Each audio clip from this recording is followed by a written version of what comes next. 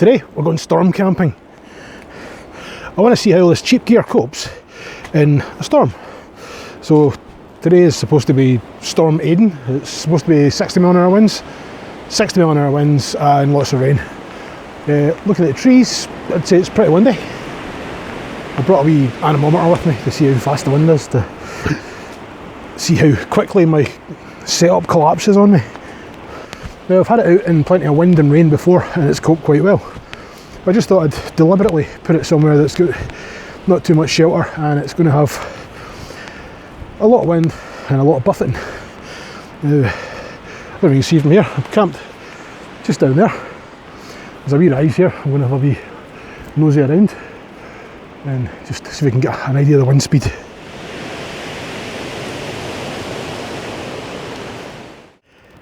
Now, I got here about probably two hours ago when it was still light. Got the hammock put up. It was a lot windier then. It's died down now. It's meant to pick up again later.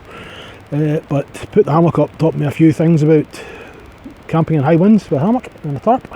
Made a few mistakes. I'll go through all of them later on and show you what I've done wrong and what I'll do next time. Hopefully it will survive the night.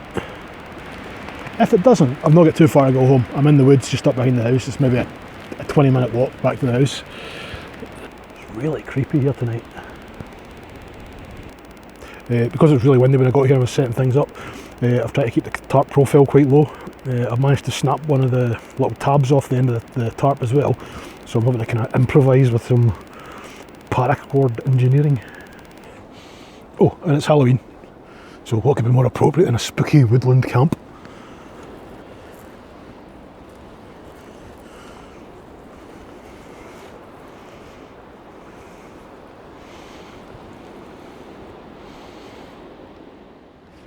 Storm's gone.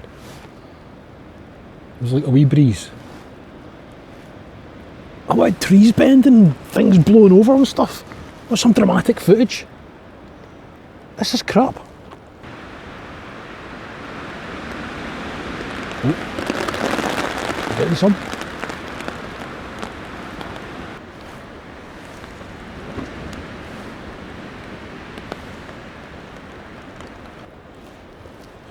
This is a bit of an anticlimax.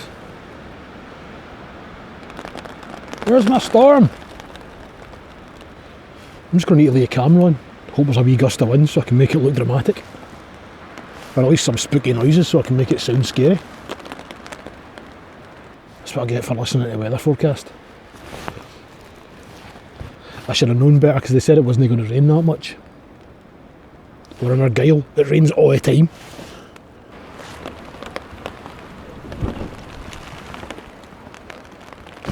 Well, since there's no storm, I might as well rabbit on about something else.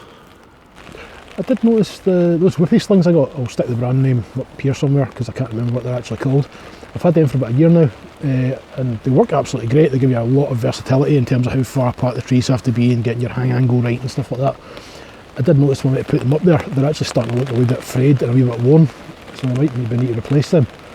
Seems okay just now. Hammock's still up, though I haven't actually sat in it yet, so that could be a disaster waiting to happen. I brought the storm lantern with us. Normally for a wee overnight camp I would just bring the wee LED battery powered one, the rechargeable one, but being that it's a storm lantern, I thought I'd bring it out and test it in a storm and see how it coped. It's worked okay so far anytime I've used it. Just leaving it out in the rain and see how it copes. Where's my storm? I want a storm! Just one other thing I've noticed while I'm sitting here waiting for the storm is the tarp. There's an awful lot of moisture. Well, there's actually drips coming off the inside of the tarp. Now, when I was putting it up, there was a lot of rain and it was flapping a bit over the place. It was getting it put up, so it did get wet. And I assumed that's where the water was coming from earlier on. But looking at it now, there's drips all over it. No, this side of the tarp sitting at less of an angle. Obviously, because I want to keep the profile of the tarp down. Notice it's not catching this supposed wind we're getting. There doesn't seem to be any water sitting on top of it, but the bottom of it is absolutely soaking. I'll just flick the camera around so you can see it. It's a silk nylon tarp. Again, I've had this for probably maybe 2 years. Never re-waterproofed it or anything, but it's always been really watertight. I was thinking maybe it was just condensation, but that's way too much moisture. I think it's letting water through. Yep, that's another gear failure. My hat's broke, look. Thing won't stay up. You get Jolly to fix that as well.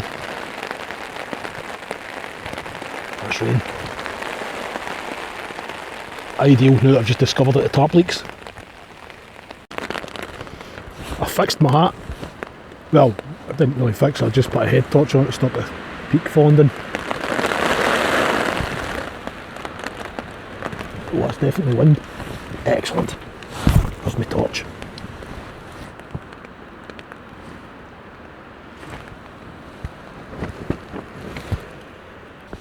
Okay, that was a bit short-lived.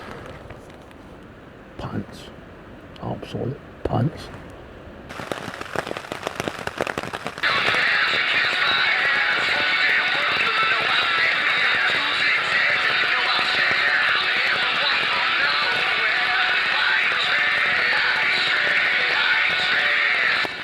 Storm, they said.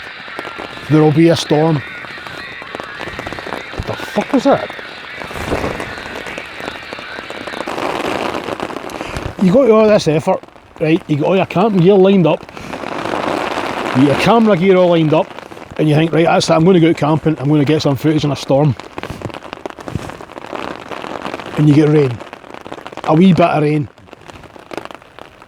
That's it, just a wee bit of rain. I've been looking on Facebook.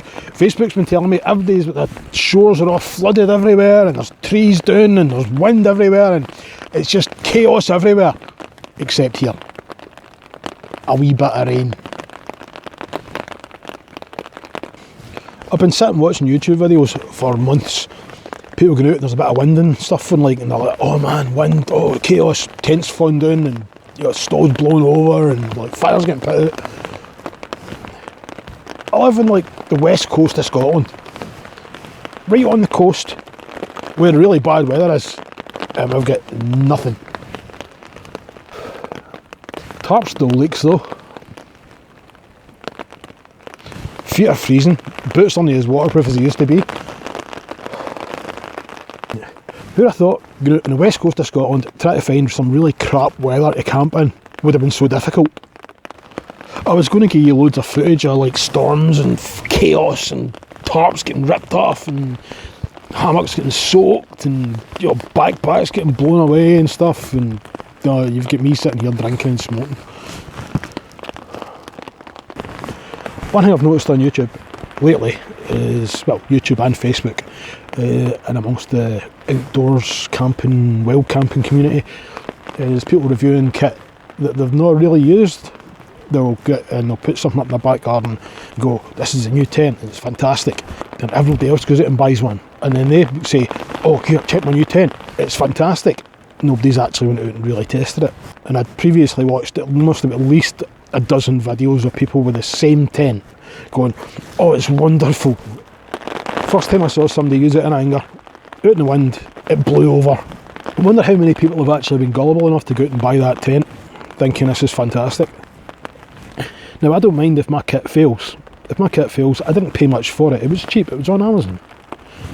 It's not a big deal. Do you know what's a big deal? See when your tripod falls over, right? This is a Moza Mini Me gimbal thing, right? And it's not meant to fall over. But see, a tripod they gave you with it, it's pish. This was supposed to be a storm.